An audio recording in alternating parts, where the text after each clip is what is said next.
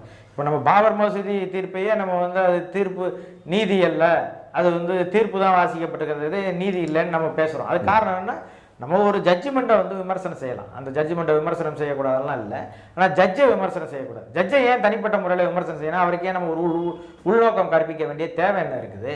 இப்போ நீங்கள் இப்போ ஒரு ப்ரொஃபஷனலாக இருக்கிறவர் அவர் எங்கே வேணாலும் ஒரு பொலிட்டிக்கல் பார்ட்டியில் வேலை செஞ்சுருக்கலாம், ஒரு பொலிட்டிக்கல் பார்ட்டிக்கு அட்வைசராக கூட இருந்திருக்கலாம்.